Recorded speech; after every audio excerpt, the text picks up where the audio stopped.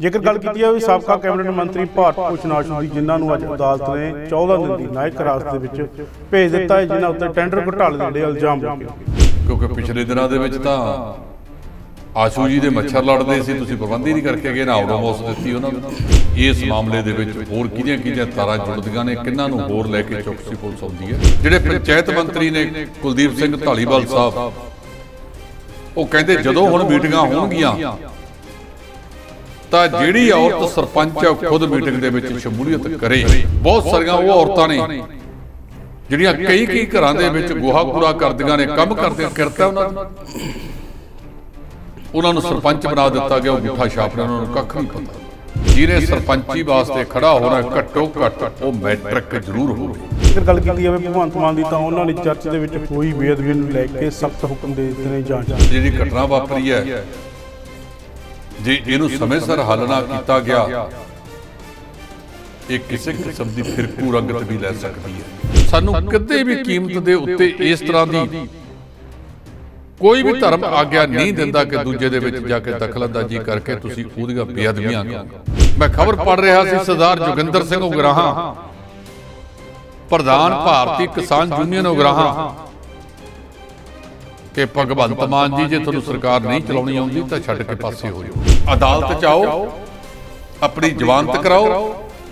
ਜੇ ਗੈਰ ਜ਼ਮਾਨਤੀ ਵਾਰੰਟਾਂ ਦੇ ਵਿੱਚ ਵੀ ਇਹ ਨਾ ਗਏ, ਫਿਰ ਅਦਾਲਤ ਪੁਲਿਸ ਨੂੰ ਕਹੇਗੀ ਕਿ ਇਹਨਾਂ ਨੂੰ ਮਾਨ ਇੱਜ਼ਤ ਨਾਲ ਫੜ ਕੇ ਲਿਆ ਕੇ ਅਦਾਲਤ 'ਚ ਪੇਸ਼ ਕਰੋ। ਮਨੀਸ਼ ਤਿਵਾੜੀ ਉਸੇ ਤਰ੍ਹਾਂ ਗੱਲ ਕਰ ਰਹੇ ਨੇ ਜਿਵੇਂ G23 ਦੇ ਆਗੂ ਸਨ। ਪੰਜਾਬ ਦੀ ਬਾਗਡੋਰ ਸੰਭਾਲ ਕੇ ਜੋ ਕੁਝ ਜਦੋਂ ਮੌਕਾ ਮਿਲਿਆ, ਮੁੱਖ ਮੰਤਰੀਸ਼ਿਪ ਦਾ ਮੌਕਾ ਮਿਲਿਆ, ਉਦੋਂ ਸੀਸਮਾ ਫਾਰਮ ਦੇ ਵਿੱਚ ਬਹਿ ਕੇ ਕੁੰਭ ਕਰਨੀ ਨੀਂਦ ਦੇ ਵਿੱਚ ਗਵਾਤਾ। ਮੈਨੂੰ ਨਹੀਂ ਲੱਗਦਾ ਕਿ ਪਤਾ ਨਹੀਂ ਸਿਆਸਤ 'ਚ ਕੀ ਹੋਣਾ ਕੀ ਨਹੀਂ ਹੋਣਾ। ਅੰਨਾ ਹਜ਼ਾਰੇ ਜੀ, ਪਹਿਲਾਂ ਤੁਸੀਂ 8 ਸਾਲ ਕਿੱਥੇ ਗੁੰਮ ਰਹੇ। ਇੱਕ ਗੀਤ ਦੇ ਵਿੱਚ ਇੱਕ ਸ਼ਬਦ ਵਰਤਿਆ ਗਿਆ, ਕਹਿੰਦਾ ਕਿਹਨੇ ਲਿਪ ਕੇ ਭੜੋਲੇ ਵਿੱਚ ਪਾ ਲਿਆ, ਹੁਣ ਕਦੇ ਮਿਲਿਆ ਹੀ ਨਹੀਂ। ਕਾਂਗਰਸੀ ਤੁਹਾਡੇ ਤੇ ਤੰਜ ਕੱਸਦੇ ਨੇ। ਸਾਡੇ 350 400 ਰੁਪਏ ਦਾ ਸਿਲੰਡਰ ਸੀ, ਇਹ ਸਿਲੰਡਰ 1150 ਰੁਪਏ ਹੋ ਗਿਆ। ਇਹ ਤੁਹਾਡੀ ਸੋਚ ਦਾ ਨਤੀਜਾ ਹੈ। ਉਹ ਕਹਿੰਦਾ ਜੇ ਮੈਨੂੰ ਕਹਿਣਾ ਸਤੇ ਦਾ ਨਸ਼ਾ ਤਾਂ ਤੇਰੇ ਤੇ ਵੀ ਬੀਜੇਪੀ, ਤੂੰ ਨਹੀਂ ਰਕਾਨੇ, ਤੂੰ ਨਹੀਂ ਬੋਲਦੀ, ਤੇਰੇ 'ਚ ਤੇਰਾ ਯਾਰ ਬੋਲਦਾ।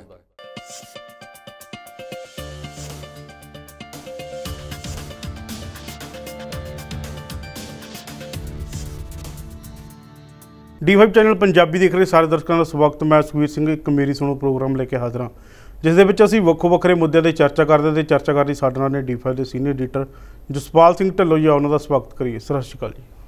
ਸਤਿ ਸ਼੍ਰੀ ਅਕਾਲ ਜੀ ਭੰਗੂ ਸਾਹਿਬ। ਜੇਕਰ ਗੱਲ ਕੀਤੀ ਜਾਵੇ ਸਾਬਕਾ ਕੈਬਨਿਟ ਮੰਤਰੀ ਭਾਰਤ ਭੂਸ਼ਣ ਆਸ਼ੂ ਦੀ, ਜਿਨ੍ਹਾਂ ਨੂੰ ਅੱਜ ਅਦਾਲਤ ਨੇ 14 ਦਿਨ ਦੀ ਨਾਇਕ ਹਿਰਾਸਤ ਦੇ ਵਿੱਚ ਭੇਜ ਦਿੱਤਾ ਹੈ, ਜਿਨ੍ਹਾਂ ਉੱਤੇ ਟੈਂਡਰ ਘੁਟਾਲੇ ਦੇ ਜਿਹੜੇ ਇਲਜ਼ਾਮ ਲੱਗੇ ਨੇ ਜੀ। ਦੇਖੋ ਸੁਖਵੀਰ, ਇਹ ਮਾਮਲਾ ਪਹਿਲੇ ਦਿਨ ਤੋਂ ਹੀ ਚੱਲ ਰਿਹਾ ਕਿ ਟੈਂਡਰਾਂ ਦੇ ਵਿੱਚ ਬਹੁਤ ਵੱਡੇ ਘੁਟਾਲੇ ਹੋਏ ਨੇ। ਉਹਨਾਂ ਦੀਆਂ ਕੁਝ ਫਾਈਲਾਂ ਵੀ ਗਾਇਬ ਹੋ ਗਈਆਂ। ਉਹ ਫਾਈਲਾਂ ਕਹਿੰਦਾ ਜਿਹੜਾ ਰਕੇਸ਼ ਸਿੰਘਲਾ ਵਿਦੇਸ਼ਾਂ 'ਚ ਤੁਰਿਆ ਫਿਰਦਾ ਹੈ, ਉਹ ਲੈ ਕੇ ਤੁਰ ਗਿਆ। 10 ਉਹਦੀਆਂ 4 ਸ਼ੀਟਾਂ ਨੇ। ਕੀ ਇਹ ਸਾਰਾ ਅੰਕੜਾ ਇਹਨਾਂ ਨੇ ਖੰਗਾਲ ਲਿਆ। ਅੱਜ ਤੀਜੀ ਵਾਰ ਪੇਸ਼ ਕੀਤਾ ਗਿਆ। ਪਹਿਲਾਂ 4 ਦਿਨ ਦਾ ਪੁਲਿਸ ਰਿਮਾਂਡ ਹੋਇਆ, ਫਿਰ 2 ਦਿਨ ਦਾ ਪੁਲਿਸ ਰਿਮਾਂਡ ਹੋਇਆ, ਫਿਰ 2 ਦਿਨ ਦਾ ਪੁਲਿਸ ਰਿਮਾਂਡ ਹੋਇਆ, 8 ਦਿਨ ਦਾ ਇਹਦੇ 'ਚ ਪੁਲਿਸ ਰਿਮਾਂਡ ਹੋਇਆ। ਤੇ ਹਾਲੇ ਜੇ ਇਹ ਕੋਈ ਤੱਥ ਸਬੂਤ ਪੇਸ਼ ਕਰਦੇ 6 ਦਿਨਾਂ ਦਾ ਰਿਮਾਂਡ ਹੋਰ ਮਿਲ ਸਕਦਾ ਸੀ। ਦੂਜੇ ਪਾਸੇ ਇਨਫੋਰਸਮੈਂਟ ਡਾਇਰੈਕਟੋਰੇਟ ਨੇ ਵੀ ਇਹਦੇ 'ਚ ਆਪਣੀ ਅਰਜੀ ਦੇਤੀ ਹੈ ਕਿ ਸਾਨੂੰ ਵੀ ਫੈਲਾਂ ਫੂਲਾਂ ਫੜਾਓ, ਅਸੀਂ ਵੀ ਥੋੜ੍ਹੀ ਮਾੜਾ ਮੋਟਾ ਲੱਭ ਮੁਹੱਬਤ ਆਸ਼ੂ ਜੀ ਨਾਲ ਕਰ ਸਕੀਏ।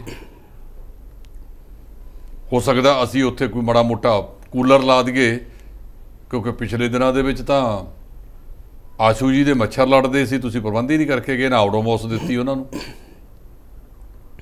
ਅੱਜ ਜਦੋਂ ਅਦਾਲਤ 'ਚ ਪੇਸ਼ ਕੀਤਾ ਗਿਆ ਤਾਂ ਚੌਕਸੀ ਪੁਲਿਸ ਕੋਲੇ ਉਸ ਤਰ੍ਹਾਂ ਦੀ ਕੋਈ ਠੋਸ ਗੱਲਬਾਤ ਨਹੀਂ ਸੀ, ਜਿਹਦੇ ਕਰਕੇ ਮਾਣਯੋਗ ਅਦਾਲਤ ਨੇ ਇਹਨੂੰ ਭਾਰਤ ਭੂਸ਼ਣ ਆਸ਼ੂ ਨੂੰ 14 ਦਿਨ ਵਾਸਤੇ ਨਿਆਇਕ ਹਿਰਾਸਤ ਵਿੱਚ ਕੇਂਦਰੀ ਜੇਲ੍ਹ ਲੁਧਿਆਣਾ ਭੇਜ ਦਿੱਤਾ ਗਿਆ ਔਰ ਅਗਲੀ ਪੇਸ਼ੀ ਮੇਰਾ ਖਿਆਲ ਹੁਣ 13 ਦੀ ਹੋਵੇਗੀ ਉਹਨਾਂ ਦੀ।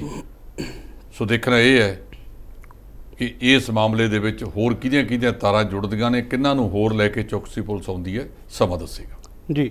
ਇਸ ਦੇ ਨਾਲ ਇੱਕ ਗੱਲ ਕੀਤੀ ਹੈ ਪੰਜਾਬ ਸਰਕਾਰ ਦੀ, ਤਾਂ ਪੰਜਾਬ ਸਰਕਾਰ ਨੇ ਸਰਪੰਚਾਂ ਨੂੰ ਲੈ ਕੇ ਵੱਡਾ ਫੈਸਲਾ ਲਿਆ। ਉਹਨਾਂ ਦਾ ਕਹਿਣਾ ਹੈ ਕਿ ਜਿਹੜੀਆਂ ਮਹਿਲਾ ਨੇ, ਜੇਕਰ ਉਹਨਾਂ ਦੇ ਪਤੀ ਜਿਹੜੇ ਮਹਿਲਾ ਦੇ ਜਿਹੜੇ ਜੇਕਰ ਮਹਿਲਾ ਸਰਪੰਚ ਆ, ਤਾਂ ਜੇਕਰ ਉਹਨਾਂ ਦੇ ਪਤੀ ਕੰਮ ਕਾਰਜ ਸੁਧਾਰਦੇ ਸਾਂਭਦੇ ਨੇ ਕੋਈ ਵੀ, ਤਾਂ ਉਹਨਾਂ ਨੂੰ ਤੁਰੰਤ ਜਿਹੜਾ ਸਸਪੈਂਡ ਕੀਤਾ ਜਾਂਦਾ।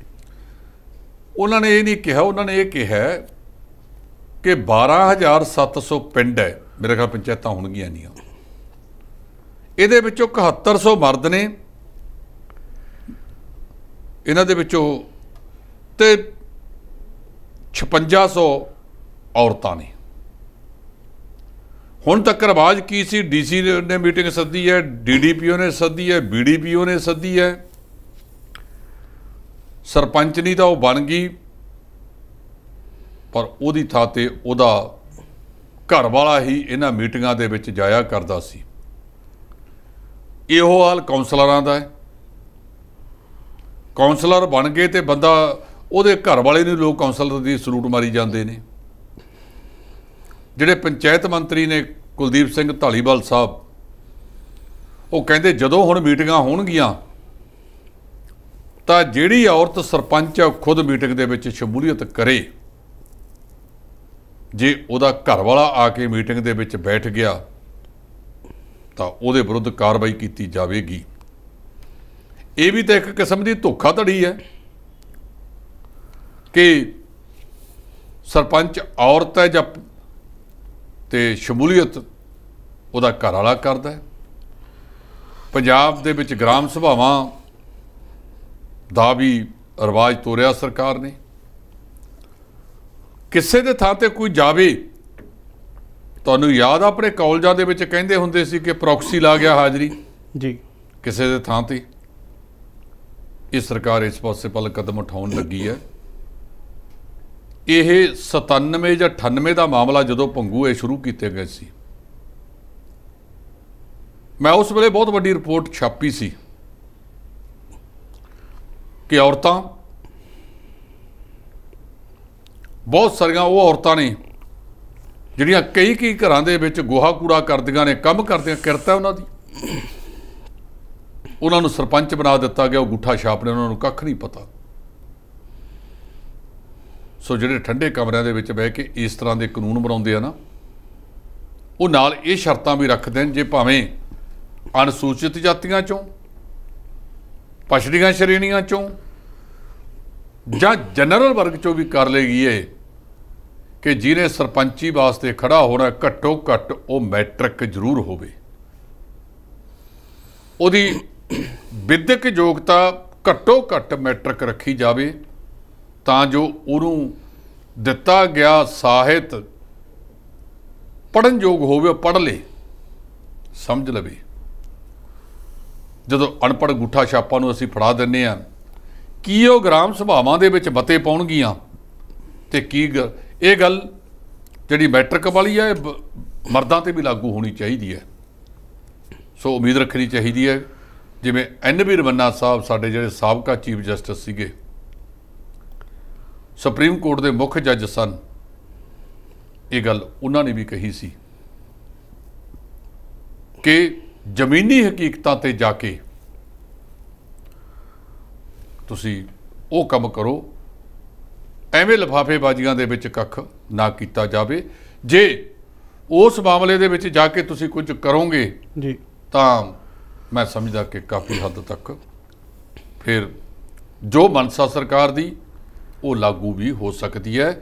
ਨਹੀਂ ਤਾਂ ਲਿਫਾਫੇਬਾਜ਼ੀਆਂ ਜਿੰਨੀਆਂ ਮਰਜ਼ੀ ਕਰ ਲਓ, ਇਹਦਾ ਕੋਈ ਫਾਇਦਾ ਨਹੀਂ ਜੀ। ਇਸ ਦੇ ਨਾਲ ਇੱਕ ਗੱਲ ਕੀਤੀ ਜਾਵੇ ਭਗਵੰਤ ਮਾਨ ਦੀ, ਤਾਂ ਉਹਨਾਂ ਨੇ ਚਰਚ ਦੇ ਵਿੱਚ ਹੋਈ ਬੇਅਦਬੀ ਨੂੰ ਲੈ ਕੇ ਸਖਤ ਹੁਕਮ ਦੇ ਦਿੱਤੇ ਨੇ ਜਾਂਚ ਦੇ। ਦੇਖੋ, ਪੰਜਾਬ ਦਾ ਮੁੱਖ ਮੰਤਰੀ ਹੈ ਭਗਵੰਤ ਸਿੰਘ ਮਾਨ, ਔਰ ਇਹ ਜਿਹੜੀ ਘਟਨਾ ਵਾਪਰੀ ਹੈ, ਜੇ ਇਹਨੂੰ ਸਮੇਂ ਸਿਰ ਹੱਲ ਨਾ ਕੀਤਾ ਗਿਆ, ਇਹ ਕਿਸੇ ਕਿਸਮ ਦੀ ਫਿਰਕੂ ਰੰਗਤ ਵੀ ਲੈ ਸਕਦੀ ਹੈ। ਇੱਥੇ ਕਿਹਾ ਗਿਆ ਧਰਮ ਅਨੇਕ ਭਾਰਤ ਏਕ। ਤੇ ਜਦੋਂ ਅਸੀਂ ਕਿਸੇ ਦੂਜੇ ਦੇ ਜਾ ਕੇ ਧਰਮ ਦੇ ਵਿੱਚ ਦਖਲ ਦੇਵਾਂਗੇ, ਇਹੋ ਗੱਲ ਤਾਂ 2015 ਦੇ ਵਿੱਚ ਵਾਪਰੀ ਸੀ ਨਾ। ਇਹਨਾਂ ਸਿਰਸੇ ਵਾਲਿਆਂ ਦੇ ਜਿਹੜੇ ਸ਼ਰਧਾਲੂ ਨੇ, ਪੈਰੋਕਾਰ ਨੇ, ਉਹਨਾਂ ਨੇ ਆ ਕੇ ਗੁਰੂ ਗ੍ਰੰਥ ਸਾਹਿਬ ਮਹਾਰਾਜ ਦੀ ਬੇਅਦਬੀ ਕੀਤੀ। ਤੇ ਫਿਰ ਕਿਸੇ ਨੂੰ ਇਹ ਅਧਿਕਾਰ ਕਿੱਥੇ ਦਿੱਤਾ ਗਿਆ ਕਿ ਕੋਈ ਮੰਦਿਰ 'ਚ ਜਾ ਕੇ ਮੂਰਤੀਆਂ ਨੂੰ ਖੰਡਿਤ ਕਰੇ, ਕੋਈ ਗਿਰਜਾ ਘਰਾਂ ਦੇ ਵਿੱਚ ਜਾ ਕੇ ਉਹਨਾਂ ਦੇ ਉੱਥੇ ਮੂਰਤੀਆਂ ਨਾਲ ਛੇੜਛਾੜ ਕਰੇ ਤੇ ਬਾਹਰ ਖੜੀ ਪਾਦਰੀ ਦੀ ਗੱਡੀ ਨੂੰ ਵੀ ਅੱਗ ਲਾ ਦਿੱਤੀ ਜਾਵੇ। ਇਸ ਤਰ੍ਹਾਂ ਦਾ ਧਮੱਚੜ ਪਾਉਣਾ ਪੂਰਨ ਤੌਰ ਤੇ ਗੈਰ ਕਾਨੂੰਨੀ ਹੈ। ਕਿਸੇ ਵੀ ਕੀਮਤ ਦੇ ਉੱਤੇ ਇਹਨੂੰ ਪਾਇਆ ਨਹੀਂ ਜਾ ਸਕਦਾ। ਜੇ ਅਸੀਂ ਆਪਣੇ ਵਾਸਤੇ ਕਹਿੰਦੇ ਆ, ਉਦੋਂ ਜਿਹੜਾ ਕੁਝ ਵਾਪਰਿਆ, ਉਹਨਾਂ ਨੇ ਗੁਰੂ ਘਰ ਦੇ ਵਿੱਚ ਗੁਰੂ ਗ੍ਰੰਥ ਸਾਹਿਬ ਦੀ ਬੇਅਦਬੀ ਕੀਤੀ, ਉਹਨੂੰ ਅਸੀਂ ਬੇਅਦਬੀ ਮੰਨਦੇ ਹਾਂ। ਇਸੇ ਤਰ੍ਹਾਂ ਜਿਹੜੀਆਂ ਦੂਜੀਆਂ ਦੇ ਵਿੱਚ ਦਖਲ ਦੇਣਾ, ਉਹ ਵੀ ਕਿਸੇ ਬੇਅਦਬੀ ਤੋਂ ਘੱਟ ਨਹੀਂ। ਕਿਸੇ ਨੂੰ ਵੀ ਭਾਰਤ ਦਾ ਕਾਨੂੰਨ ਇਸ ਗੱਲ ਦੀ ਇਜਾਜ਼ਤ ਨਹੀਂ ਦਿੰਦਾ ਕਿ ਤੁਸੀਂ ਕਿਸੇ ਦੇ ਧਰਮ ਦੇ ਵਿੱਚ ਜਾ ਕੇ ਦਖਲ ਦੇਵੋ। ਇਹ ਕਿਸੇ ਨੂੰ ਵੀ ਨਹੀਂ। ਤੇ ਜੇ ਭਗਵੰਤ ਮਾਨ ਪੰਜਾਬ ਦੇ ਮੁੱਖ ਮੰਤਰੀ ਨੇ ਆਖਿਆ, ਇਹਦੇ ਨਾਲ ਜੇ ਅਸੀਂ ਇਹਨੂੰ ਸਮੇਂ ਸਿਰ ਸਾਂਭਿਆ ਨਾ ਕੀਤਾ, ਅਗਲੇ ਦਿਨਾਂ ਦੇ ਵਿੱਚ ਇਹ ਹੋਰ ਤਰ੍ਹਾਂ ਦੀ ਰੰਗਤ ਲੈ ਸਕਦਾ ਹੈ। ਇਹਦੇ ਨਾਲ ਦੋ ਫਿਰਕਿਆਂ ਦੇ ਵਿੱਚ ਪਾੜਾ ਵੱਧ ਸਕਦਾ ਹੈ ਤੇ ਅਮਨ ਕਾਨੂੰਨ ਦੀ ਸਥਿਤੀ ਵੀ ਇਹ ਖਰਾਬ ਹੋ ਸਕਦੀ ਹੈ। ਇਹਦੇ ਬਾਰੇ ਕਿਹਾ ਜਾ ਰਿਹਾ ਕਿ ਪਿੰਡ ਦਾ ਨਾਂ ਜਿਹੜਾ ਠਾਕਰਪੁਰਾ ਹੈ, ਕੋਈ ਬਾਕਰਪੁਰਾ ਕਹੀ ਜਾਂਦੇ ਨੇ। ਸੋ ਠਾਕਰਪੁਰਾ ਇਹ ਪਿੰਡ ਹੈ, ਕਿਉਂਕਿ ਸਾਡੇ ਆਪਣੇ ਰਿਪੋਰਟਰ ਨੇ ਇਹਦੇ ਬਾਰੇ ਜਾਣਕਾਰੀ ਦਿੱਤੀ ਹੈ। ਇਸ ਕਰਕੇ ਸਾਨੂੰ ਕਿਤੇ ਵੀ ਕੀਮਤ ਦੇ ਉੱਤੇ ਇਸ ਤਰ੍ਹਾਂ ਦੀ ਕੋਈ ਵੀ ਧਰਮ ਆਗਿਆ ਨਹੀਂ ਦਿੰਦਾ ਕਿ ਦੂਜੇ ਦੇ ਵਿੱਚ ਜਾ ਕੇ ਦਖਲਅੰਦਾਜ਼ੀ ਕਰਕੇ ਤੁਸੀਂ ਉਹਦੀਆਂ ਬੇਅਦਬੀਆਂ ਕਰੋ। ਪੰਜਾਬ ਸਰਕਾਰ ਨੂੰ ਚਾਹੀਦਾ, ਉੱਥੋਂ ਦੇ ਐਸਐਸਪੀ ਨੂੰ ਚਾਹੀਦਾ ਕਿ ਛੇਤੀ ਤੋਂ ਛੇਤੀ ਇਹਨਾਂ ਘਟਨਾਵਾਂ ਤੇ ਕਾਬੂ ਪਾਇਆ ਜਾ ਸਕੇ।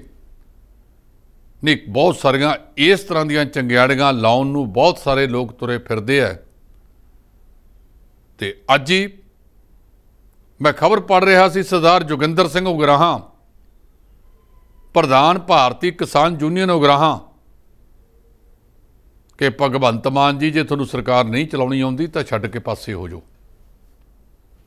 ਦੂਜਿਆਂ ਤੇ ਤੰਜ ਕੱਸਣੇ ਬਹੁਤ ਔਖੇ ਨੇ, ਬਹੁਤ ਸੌਖੇ ਨੇ, ਪਰ ਜਦੋਂ ਆਪਣੇ ਤੇ ਪੈਂਦੀ ਹੈ ਉਦੋਂ ਬਹੁਤ ਹੀ ਔਖਾ ਕੰਮ ਬਣ ਜਾਂਦਾ ਹੈ। ਇਹੋ ਜਿਹੀਆਂ ਘਟਨਾਵਾਂ ਕਾਰਨ ਕਈ ਵਾਰੀ ਫਿਰਕੂ ਦੰਗੇ ਵੀ ਫੈਲ ਜਾਂਦੇ ਨੇ, ਜਿਨ੍ਹਾਂ ਤੋਂ ਬਚਣ ਦੀ ਜ਼ਰੂਰਤ ਹੈ। ਸੋ ਪੰਜਾਬ ਦੇ ਮੁੱਖ ਮੰਤਰੀ ਭਗਵੰਤ ਸਿੰਘ ਮਾਨ ਨੂੰ ਪੰਜਾਬ ਦੀ ਅਮਨ ਕਾਨੂੰਨ ਦੀ ਸਥਿਤੀ ਨੂੰ ਕਾਬੂ ਹੇਠ ਰੱਖਣ ਲਈ ਪੁਲਿਸ ਨੂੰ ਸਖਤ ਆਦੇਸ਼ ਜੋ ਦਿੱਤੇ ਨੇ, ਹੋਰ ਵੀ ਸਖਤ ਰਹਿਣ ਦੀ ਲੋੜ ਹੈ, ਜਿਹੜਾ ਕਿ ਅਜੇ ਰਿਹਾ ਨਹੀਂ ਗਿਆ। ਇਸੇ ਤਰ੍ਹਾਂ ਜੇ ਆਪਾਂ ਗੱਲ ਕਰੀਏ ਇਸੇ ਤਰਨਤਾਰਨ ਦੀ, ਤਾਂ ਉੱਥੇ ਪੰਜਾਬ ਵਿਧਾਨ ਸਭਾ ਦੇ ਸਪੀਕਰ ਕੁਲਤਾਰ ਸਿੰਘ ਸੰਧਮਾ, ਉਹਨਾਂ ਦੇ ਨਾਲ ਦੋ ਕੈਬਨਿਟ ਮੰਤਰੀ, ਜਿਨ੍ਹਾਂ ਦੇ ਵਿੱਚੋਂ ਇੱਕ ਤਾਂ ਗੁਰਮੀਤ ਸਿੰਘ ਮੀਤਹਿਰ ਨੇ, ਦੂਜੇ ਲਾਲਜੀਤ ਸਿੰਘ ਭੁੱਲਰ ਸਾਹਿਬ ਨੇ, ਉਹਨਾਂ ਦੇ ਨਾਲ ਡਿਪਟੀ ਸਪੀਕਰ ਜੈ ਕਿਸ਼ਨ ਰੋੜੀ, ਇਹਨਾਂ ਦੇ ਵਿਧਾਇਕ ਦਲਵੀਰ ਟੌਂਗ, ਮਨਜੀਤ ਬਲਾਸਪੁਰ ਤੇ ਕੁਲਵੰਤ ਸਿੰਘ ਪੰਡੋਰੀ, ਇਹਨਾਂ ਦੇ ਤਰਨਤਾਰਨ ਦੀ ਇੱਕ ਅਦਾਲਤ ਵੱਲੋਂ ਗੈਰ ਜ਼ਮਾਨਤੀ ਵਾਰੰਟ ਜਾਰੀ ਕਰ ਦਿੱਤੇ ਗਏ ਨੇ। ਉਹ ਵਾਰੰਟ ਇਹਨਾਂ ਦੇ ਇਸ ਮਾਮਲੇ 'ਚ ਜਾਰੀ ਹੋਏ ਨੇ ਕਿ ਜਦੋਂ ਨਕਲੀ ਸ਼ਰਾਬ ਨਾਲ ਅੰਮ੍ਰਿਤਸਰ ਤੇ ਤਰਨਤਾਰਨ ਦੇ ਵਿੱਚ ਬੰਦੇ ਮਰੇ। ਇਹ ਗੱਲ 20 ਅਗਸਤ 2020 ਦੀ ਹੈ। ਇਹਨੂੰ 2 ਸਾਲ ਪੂਰੇ ਹੋ ਚੁੱਕੇ ਨੇ। ਇਹਨਾਂ ਨੇ ਉੱਥੇ ਇੱਕ ਧਰਨਾ ਦਿੱਤਾ ਸੀ, ਉੱਥੋਂ ਦੇ ਪ੍ਰਬੰਧਕੀ ਕੰਪਲੈਕਸ ਦੇ ਬਾਹਰ। ਇਹਨਾਂ ਦੇ ਉੱਤੇ ਜਾਬਤਾ ਫੌਜਦਾਰੀ ਦੀ ਧਾਰਾ 188 ਅਤੇ ਜਿਹੜਾ ਆਫਤ ਪ੍ਰਬੰਧਨ ਐਕਟ ਹੈ ਉਸ ਤਹਿਤ ਪਰਚਾ ਦਰਜ ਕੀਤਾ ਗਿਆ ਸੀ। ਇਹਨਾਂ ਨੇ ਉਹ ਪਾਏ ਪਰਚੇ ਨੂੰ ਹਲਕੇ 'ਚ ਲਿਆ, ਉੱਥੇ ਗਏ ਹੀ ਨਹੀਂ। ਅਜਿਹੇ ਮਾਮਲਿਆਂ ਦੇ ਵਿੱਚ ਪਹਿਲਾਂ ਅਦਾਲਤ ਜ਼ਮਾਨਤੀ ਵਾਰੰਟ ਜਾਰੀ ਕਰਦੀ ਹੈ। ਪਹਿਲਾਂ ਸਮਨ ਭੇਜੇ ਜਾਂਦੇ ਨੇ। ਜੇ ਕੋਈ ਵਿਅਕਤੀ ਸਮਨ ਤਾਮੀਲ ਹੋਣ ਤੋਂ ਬਾਅਦ ਨਾ ਜਾਵੇ ਫਿਰ ਉਹਨਾਂ ਦੇ ਜ਼ਮਾਨਤੀ ਵਾਰੰਟ ਜਾਰੀ ਹੁੰਦੇ ਨੇ। ਤੇ ਮੇਰਾ ਖਿਆਲ ਹੈ ਜ਼ਮਾਨਤੀ ਵਾਰੰਟਾਂ ਦੇ ਵਿੱਚ ਵੀ ਨਹੀਂ ਗਏ। ਹੁਣ ਅਦਾਲਤ ਨੇ ਇਹਨਾਂ ਦੇ ਗੈਰ ਜ਼ਮਾਨਤੀ ਵਾਰੰਟ ਜਾਰੀ ਕਰਤੇ ਨੇ ਕਿ ਅਦਾਲਤ 'ਚ ਆਓ, ਆਪਣੀ ਜ਼ਮਾਨਤ ਕਰਾਓ। ਜੇ ਗੈਰ ਜ਼ਮਾਨਤੀ ਵਾਰੰਟਾਂ ਦੇ ਵਿੱਚ ਵੀ ਇਹ ਨਾ ਗਏ ਫਿਰ ਅਦਾਲਤ ਪੁਲਿਸ ਨੂੰ ਕਹੇਗੀ ਕਿ ਇਹਨਾਂ ਨੂੰ ਮਾਨਇਜ਼ਤ ਨਾਲ ਫੜ ਕੇ ਲਿਆ ਕੇ ਅਦਾਲਤ 'ਚ ਪੇਸ਼ ਕਰੋ। ਜੀ ਭੰਗੂ ਸਾਹਿਬ ਜੀ, ਇਸ ਦੇ ਨਾਲ ਇੱਕ ਗੱਲ ਕੀਤੀ ਹੈ ਸ਼੍ਰੋਮਣੀ ਅਕਾਲੀ ਦਲ ਦੇ ਪ੍ਰਧਾਨ ਸੁਖਬੀਰ ਸਿੰਘ ਬਾਦਲ ਦੀ, ਤਾਂ ਅੱਜ ਉਹਨਾਂ ਨੇ ਰਾਜਪਾਲ ਦੇ ਨਾਲ ਜਿਹੜੀ ਗੱਲਬਾਤ ਕੀਤੀ ਹੈ, ਉਹ ਇੱਕ ਤਾਂ ਜਿਹੜੀ ਆਬਕਾਰੀ ਨੀਤੀ ਦਿੱਲੀ ਦੀ ਹੈ, ਇੱਕ ਜਿਹੜੀ ਪੰਜਾਬ ਵਾਲੀ ਹੋਈ ਹੈ। ਇਸ ਤਰ੍ਹਾਂ ਦੀਆਂ ਕਈ ਮੰਗਾਂ ਨੂੰ ਲੈ ਕੇ ਇਹ ਸੁਖਬੀਰ ਸਿੰਘ ਬਾਦਲ ਨੇ ਬਨਵਾਰੀ ਲਾਲ ਪ੍ਰੋਹਤ ਜਿਹੜੇ ਪੰਜਾਬ ਦੇ ਰਾਜਪਾਲ ਨੇ ਉਹਨਾਂ ਦੇ ਨਾਲ ਮੀਟਿੰਗ ਕੀਤੀ ਹੈ ਔਰ ਉਹਨਾਂ ਨੂੰ ਇੱਕ ਮੰਗ ਪੱਤਰ ਦਿੱਤਾ ਗਿਆ ਹੈ ਕੁਝ ਮੰਗਾਂ ਦੇ ਆਧਾਰ ਦੇ ਉੱਤੇ। ਸੋ ਅਕਾਲੀ ਦਲ ਇੱਕ ਸਿਆਸੀ ਪਾਰਟੀ ਹੈ ਤੇ ਸਰਕਾਰ ਦੇ ਉਲਟ ਜੇ ਕੁਝ ਊਨਤਾਈਆਂ ਕੋਈ ਨਜ਼ਰ ਆਉਂਦੀਆਂ ਨੇ ਤੇ ਫਿਰ ਰਾਜਪਾਲ ਨੂੰ ਮੰਗ ਪੱਤਰ ਦੇਣਾ ਉਹਨਾਂ ਦਾ ਸੰਵਿਧਾਨਕ ਹੱਕ ਹੈ। ਜਿਹੜੇ ਸੰਵਿਧਾਨਕ ਹੱਕ ਦੀ ਵਰਤੋਂ ਅੱਜ ਸੁਖਬੀਰ ਸਿੰਘ ਬਾਦਲ ਵੱਲੋਂ ਕੀਤੀ ਗਈ, ਉਹ ਆਪਣੇ ਕੁਝ ਨੁਮਾਇੰਦਿਆਂ ਨੂੰ ਲੈ ਕੇ ਰਾਜਪਾਲ ਸਾਹਿਬ ਨੂੰ ਮਿਲਣ ਗਏ ਸਨ। ਜੀ, ਇਸ ਦੇ ਨਾਲ ਇੱਕ ਗੱਲ ਕੀਤੀ ਹੈ ਕਾਂਗਰਸ ਦੇ ਵਿੱਚ ਜਿਹੜਾ ਸਿਆਸੀ ਘਮਸਾਨ ਆ ਉਹ ਲਗਾਤਾਰ ਪੈਂਦਾ ਦਿਖਾਈ ਦੇ ਰਿਹਾ ਤੇ ਉੱਥੇ ਹੀ ਮਨੀਸ਼ ਤਿਵਾੜੀ ਨੇ ਜਿਹੜੇ ਉਹਨਾਂ ਨੇ ਆਪਣੇ ਬਾਗੀ ਸੁਰ ਜਿਹੜੇ ਦਿਖਾਉਣੇ ਸ਼ੁਰੂ ਕਰ ਦਿੱਤੇ ਨੇ। ਮਨੀਸ਼ ਤਿਵਾੜੀ ਉਸੇ ਤਰ੍ਹਾਂ ਗੱਲ ਕਰ ਰਹੇ ਨੇ ਜਿਵੇਂ G23 ਦੇ ਆਗੂ ਸਨ।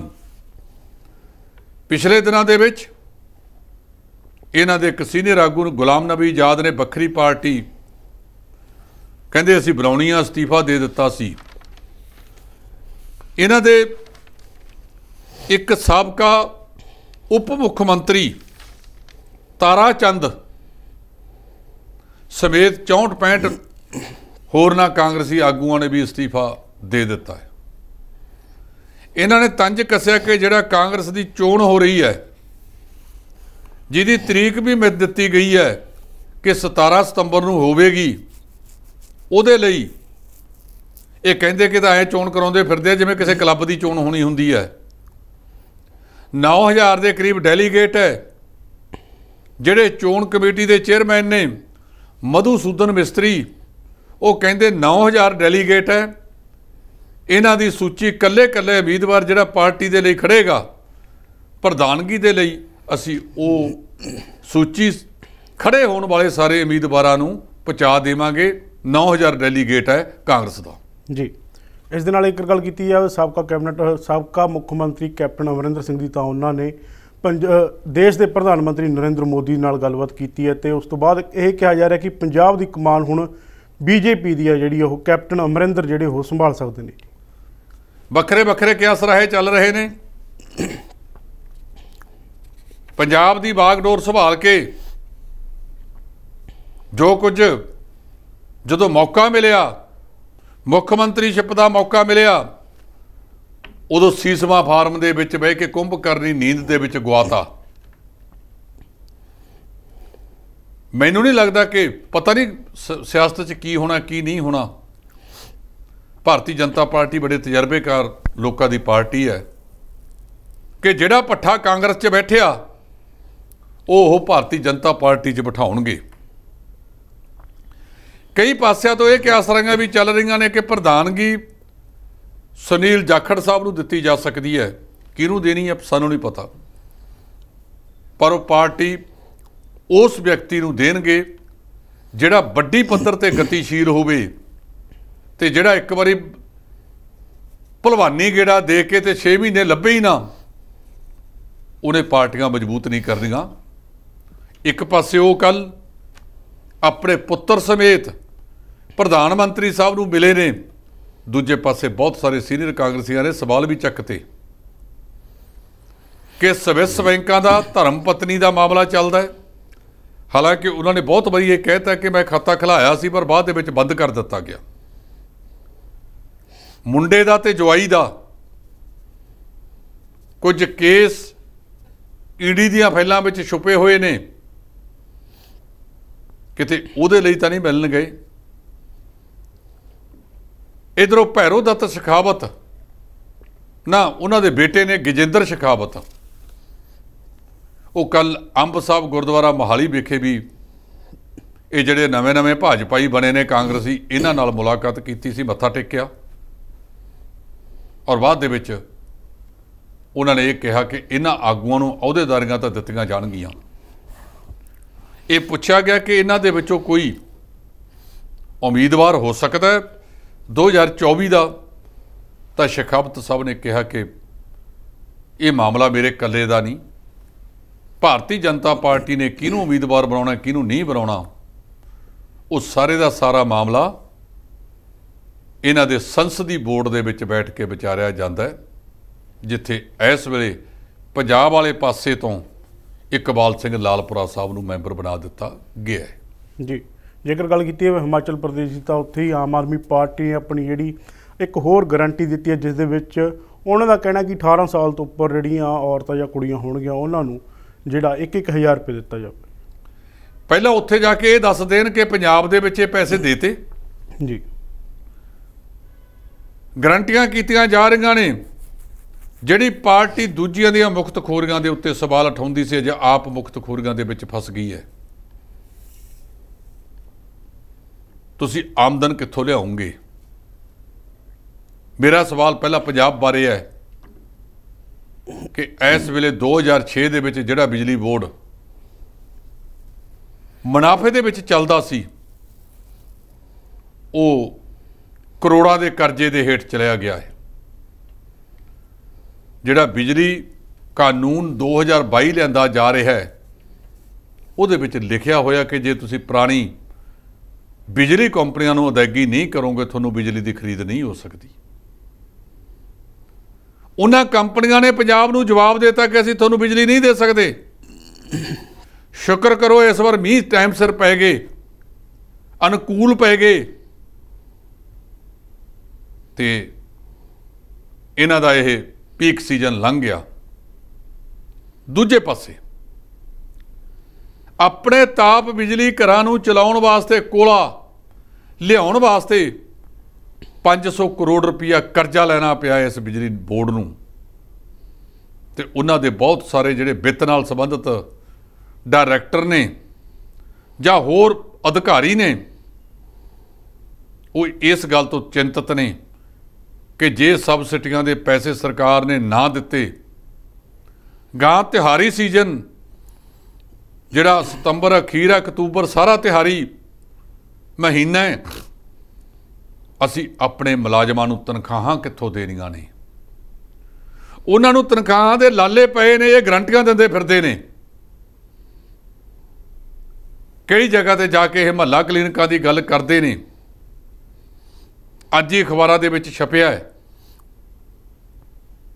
ਕਿ ਰਜਿੰਦਰਾ ਹਸਪਤਾਲ ਪਟਿਆਲਾ, ਜਿਹਨੂੰ ਇਸ ਗੱਲ ਦਾ ਮਾਣ ਪ੍ਰਾਪਤ ਹੈ ਕਿ ਉੱਤਰੀ ਭਾਰਤ ਦਾ ਇਹ ਸਭ ਤੋਂ ਮਸ਼ਹੂਰ ਹਸਪਤਾਲ ਸੀ, ਸਰਕਾਰੀ ਦੁਕਾਨ ਦੇ ਉੱਤੇ ਦਵਾਈਆਂ ਨਹੀਂ।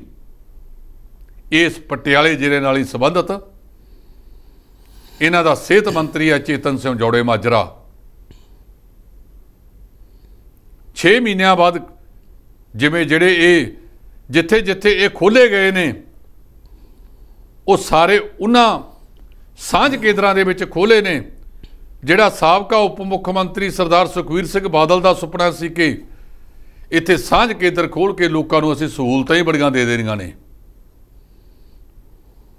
ਉਹ ਚੱਲ ਨਹੀਂ ਸਕੇ। ਨਾ ਇੱਥੇ ਸਰਦਾਰ ਪ੍ਰਕਾਸ਼ ਸਿੰਘ ਬਾਦਲ ਦੇ 1977 'ਚ ਖੋਲ੍ਹੇ ਹੋਏ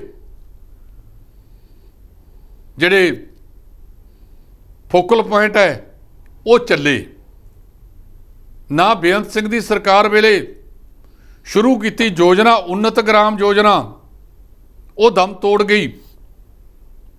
ਤੇ ਜਦੋਂ 2007 ਦੇ ਵਿੱਚ ਬਾਦਲ ਸਾਹਿਬ ਆਏ ਸੀ, ਕਾਲ ਝਲਾਣੀ ਪਿੰਡ ਦੇ ਵਿੱਚ ਇਹਨਾਂ ਨੇ ਇੱਕ ਗਊਆਂ ਦਾ ਪ੍ਰੋਜੈਕਟ ਸ਼ੁਰੂ ਕੀਤਾ ਸੀ। ਬਾਅਦ ਦੇ ਵਿੱਚ ਇੱਕ ਅਖਬਾਰ ਨੇ ਹੈਡਿੰਗ ਛਾਪਿਆ ਕਿ ਫੰਡਰ ਗਊਆਂ ਦਾ ਵਾੜਾ ਬਣ ਕੇ ਰਹਿ ਗਿਆ ਪ੍ਰਕਾਸ਼ ਸਿੰਘ ਬਾਦਲ ਦਾ ਗਊ ਵਾਲਾ ਪ੍ਰੋਜੈਕਟ। ਇਹਨਾਂ ਪ੍ਰੋਜੈਕਟਾਂ ਨੂੰ ਸ਼ੁਰੂ ਕਰਨ ਤੋਂ ਪਹਿਲਾਂ ਉਹਦਾ ਬਲੂਪ੍ਰਿੰਟ ਕਿਉਂ ਨਹੀਂ ਬਣਾਇਆ ਜਾਂਦਾ, ਪੈਸਾ ਕਿੱਥੋਂ ਆਏਗਾ, ਕਿਵੇਂ ਇਹਦੇ ਤੇ ਲਾਇਆ ਜਾਏਗਾ ਤੇ ਉਹਦਾ ਆਮ ਲੋਕਾਂ ਨੂੰ ਫਾਇਦਾ ਕੀ ਹੋਵੇਗਾ। ਇਸ ਲਈ ਮੈਂ ਬੇਨਤੀ ਕਰਾਂ, ਜਿਹੜੀ ਵੀ ਚੀਜ਼ ਸ਼ੁਰੂ ਕਰਨੀ ਆ ਭਾਵੇਂ 100 ਦੀ ਬਜਾਏ 1 ਕਰ ਦਿਓ, ਉਹਦੀ ਸਾਂਭ ਇੱਥੇ ਬਿਲਡਿੰਗਾਂ ਬਹੁਤ ਉਸਰ ਜਾਂਦੀਆਂ ਨੇ ਪਰ ਉਹਦੀ ਸਾਂਭ ਸੰਭਾਲ ਲੋਕ ਇੱਟਾਂ ਪੱਟ ਕੇ ਲੈ ਜਾਂਦੇ ਨੇ। ਅਮਲੀ ਨਦੀਆਂ ਦੇ ਉੱਤੋਂ ਉਹਨਾਂ ਦੀਆਂ ਰੇਲਿੰਗ ਲਾ ਕੇ ਉਹਨਾਂ ਨੂੰ ਘੋਨਾ ਕਰ ਦਿੱਤਾ ਜਾਂਦਾ ਤਾਂ ਕਿ ਸੌਖਿਆਂ ਗੱਡੀ ਨਹਿਰ 'ਚ ਡਿੱਗ ਪਵੇ। ਜਿੱਥੇ 100 ਚੋਂ 99 ਬੇਈਮਾਨ ਤੇ ਮੇਰਾ ਭਾਰਤ ਮਹਾਨ ਦਾ ਨਾਅਰਾ ਚੱਲਦਾ ਹੋਵੇ, ਉੱਥੇ ਤੁਸੀਂ ਕਿਵੇਂ ਕਹਿ ਸਕਦੇ ਹੋ ਕਿ ਇਹ ਯੋਜਨਾਵਾਂ ਅਖੀਰ ਦੇ ਵਿੱਚ ਜਾ ਕੇ ਇਹੋ ਹੀ ਆਵੇਗਾ ਕਿ ਅੱਗਾ ਦੌੜ ਪਿੱਛਾ ਚੌੜ। ਚੇਤਨ ਸਿੰਘ ਜੌੜੇ ਮਾਜਰਾ ਸਾਹਿਬ ਨੂੰ ਜੇ ਆਪਦੇ ਕੋਲੇ ਉਹ ਨਹੀਂ ਹੈ, ਉਹ ਘੱਟੋ ਘੱਟ ਡਾਕਟਰ ਪਿਆਰੇ ਲਾਲ ਗਰਗ ਵਰਗੀ ਸ਼ਖਸੀਅਤ ਜਿਹੜੇ ਬਾਬਾ ਫਰੀਦ ਯੂਨੀਵਰਸਿਟੀ ਦੇ ਵਿੱਚ ਵੀ ਰਹੇ, ਮੈਡੀਕਲ ਕਾਲਜ ਦੇ ਵਿੱਚ ਵੀ ਰਹੇ, ਲੰਬੇ ਸਮੇਂ ਦਾ ਤਜਰਬਾ ਸਿਹਤ ਵਿਭਾਗ ਦਾ, ਕਦੇ 10 ਮਿੰਟ ਠੰਡਾ ਪਾਣੀ ਸਿਰ 'ਚ ਪੈ ਕੇ ਉਹਨਾਂ ਦੇ ਨਾਲ ਬੈਠ ਜਾਣ। ਜੀ, ਇਸ ਦੇ ਨਾਲ ਇੱਕ ਗੱਲ ਕੀਤੀ ਹੋਈ ਅੰਨੇ ਹਜ਼ਾਰੇ ਤਾਂ ਕਾਫੀ ਲੰਬੇ ਸਮੇਂ ਬਾਅਦ ਅੰਨਾ ਹਜ਼ਾਰਾ ਵੀ ਨਜ਼ਰ ਆਏ ਤੇ ਉਹਨਾਂ ਨੇ ਦਿੱਲੀ ਦੇ ਮੁੱਖ ਮੰਤਰੀ ਅਰਵਿੰਦ ਕੇਜਰੀਵਾਲ ਤੇ ਤੰਜ ਕਸੇ। ਉਹਨਾਂ ਨੇ ਕੱਲ ਕਿਹਾ ਸੀ ਕਿ ਅਰਵਿੰਦ ਕੇਜਰੀਵਾਲ ਨੂੰ ਸੱਤਾ ਦਾ ਨਸ਼ਾ ਸਤਾਉਣ ਲੱਗਿਆ ਹੈ, ਇਹ ਸੱਤਾ ਦਾ ਨਸ਼ਾ ਇਹਦੇ ਸਿਰ ਚੜ ਕੇ ਬੋਲਦਾ ਹੈ। ਅੰਨਾ ਹਜ਼ਾਰੇ ਜੀ, ਪਹਿਲਾਂ ਤੁਸੀਂ 8 ਸਾਲ ਕਿੱਥੇ ਗੁੰਮ ਰਹੇ। ਇੱਕ ਗੀਤ ਦੇ ਵਿੱਚ ਇੱਕ ਸ਼ਬਦ ਵਰਤਿਆ ਗਿਆ, ਕਹਿੰਦਾ ਕਿਹਨੇ ਲਿਪ ਕੇ ਭੜੋਲੇ ਵਿੱਚ ਪਾ ਲਿਆ, ਹੁਣ ਕਦੇ ਮਿਲਿਆ ਹੀ ਨਹੀਂ। ਕੀ ਤੁਹਾਡਾ ਲੋਕਪਾਲ ਬਣ ਗਿਆ ਜਿਹਨੂੰ ਬਣਾਉਣ ਵਾਸਤੇ ਤੁਸੀਂ ਧਰਨਾ ਦਿੱਤਾ ਸੀ? ਕਾਂਗਰਸੀ ਤੁਹਾਡੇ ਤੇ ਤੰਜ ਕੱਸਦੇ ਨੇ। ਸਾਡੇ 350 400 ਰੁਪਏ ਦਾ ਸਿਲੰਡਰ ਸੀ, ਇਹ ਸਿਲੰਡਰ 1150 ਰੁਪਏ ਹੋ ਗਿਆ। ਇਹ ਤੁਹਾਡੀ ਸੋਚ ਦਾ ਨਤੀਜਾ ਹੈ। ਨਾ ਤੁਹਾਡਾ ਲੋਕਪਾਲ ਬਣਿਆ, ਪੈਟਰੋਲ ਡੀਜ਼ਲ ਦੀਆਂ ਕੀਮਤਾਂ, ਗੈਸ ਦੀਆਂ ਕੀਮਤਾਂ ਅਸਮਾਨੀ ਛੂਹ ਪਈਆਂ ਤੇ ਅੱਜ 8 ਸਾਲਾਂ ਬਾਅਦ ਤੁਹਾਨੂੰ ਯਾਦ ਆ ਗਿਆ। ਤੇ ਉਧਰੋਂ ਕੇਜਰੀਵਾਲ ਕਿਹੜਾ ਘੱਟ ਹੈ, ਉਹਨੇ ਵੀ ਸਿੱਧਾ ਨਿਸ਼ਾਨਾ ਫੁੰਡਤਾ। ਉਹ ਕਹਿੰਦਾ ਜੇ ਮੈਨੂੰ ਕਹਿਣਾ ਸਤੇ ਦਾ ਨਸ਼ਾ ਤਾਂ ਤੇਰੇ ਤੇ ਵੀ ਬੀਜੇਪੀ, ਤੂੰ ਨਹੀਂ ਰਕਾਨੇ, ਤੂੰ ਨਹੀਂ ਬੋਲਦੀ, ਤੇਰੇ 'ਚ ਤੇਰਾ ਯਾਰ ਬੋਲਦਾ ਹੈ, ਤੇਰੇ ਵਿੱਚ ਵੀ ਬੀਜੇਪੀ ਬੋਲਣ ਲੱਗੀ ਹੈ। ਤੂੰ ਜਿਹੜਾ ਕੁਛ ਉਦੋਂ ਕੀਤਾ ਸੀ ਉਹ ਸਿਰਫ ਬੀਜੇਪੀ ਨੂੰ ਸੱਤਾ 'ਚ ਲਿਆਉਣ ਵਾਸਤੇ ਕੀਤਾ ਸੀ, ਇੱਕ ਹੋਰ ਪਾਰਟੀ ਨੂੰ ਬਦਨਾਮ ਕਰਨ ਵਾਸਤੇ ਕੀਤਾ ਸੀ। ਇਹੋ ਜਿਹੇ ਅੰਨਾ ਹਜ਼ਾਰੇ ਜਿਨ੍ਹਾਂ ਦਾ ਮਕਸਦ ਸਿਆਸੀ ਹੋਵੇ, ਉਹਨਾਂ ਨੂੰ ਗਾਂਧੀ ਬਾਂਦੀ ਬਣਾ ਕੇ ਇੱਥੇ ਪੇਸ਼ ਕੀਤਾ ਜਾਂਦਾ ਹੈ ਤੇ ਜਦੋਂ ਉਹਨਾਂ ਦੀਆਂ ਦਿੱਤੀਆਂ ਹੋਈਆਂ ਰਾਇਆਂ ਵੀ ਤੜਕਣ ਲੱਗ ਜਾਣ ਤੇ ਫਿਰ ਇਹ ਭਾਰਤ ਦੇ ਲੋਕ ਕਿੱਧਰ ਜਾਣ। ਜਿਹੜਾ ਵੀ ਆਉਂਦਾ ਹੈ ਨਵੇਂ ਢੰਗ ਦੀ ਨੀਤੀ ਲਿਆਉਂਦਾ ਹੈ ਤੇ ਲੋਕਾਂ ਨੂੰ ਲੁੱਟ ਕੇ ਆਪਣੇ ਵਾਲੇ ਪਾਸੇ ਤੁਰ ਜਾਂਦਾ ਹੈ। ਇਸੇ ਕਰਕੇ ਪੰਜਾਬ ਦੇ ਲੋਕ, ਭਾਰਤ ਦੇ ਲੋਕ ਦੁੱਧ ਦੇ ਸੜੇ ਤੋਂ ਹੁਣ ਲੱਸੀ ਨੂੰ ਵੀ ਫੂਕਾ ਮਾਰ-ਮਾਰ ਪੀਂਦੇ ਨੇ। ਜੀ ਧੰਨਵਾਦ ਜੀ। ਇਹ ਸਨ D5 ਦੇ ਸੀਨੀਅਰ ਐਡੀਟਰ ਜਸਪਾਲ ਸਿੰਘ ਢਿੱਲੋਂ ਜੀ। ਇਹਨਾਂ ਨੇ ਵੱਖੋ ਵੱਖਰੇ ਮੁੱਦੇ ਦੀ ਚਰਚਾ ਕੀਤੀ ਹੈ। ਜਲਦ ਨਵਾਂ ਪ੍ਰੋਗਰਾਮ ਲੈ ਕੇ ਹਾਜ਼ਰ ਹੋਵਾਂਗੇ। ਸਾਨੂੰ ਦਿਓ ਇਜਾਜ਼ਤ। ਧੰਨਵਾਦ।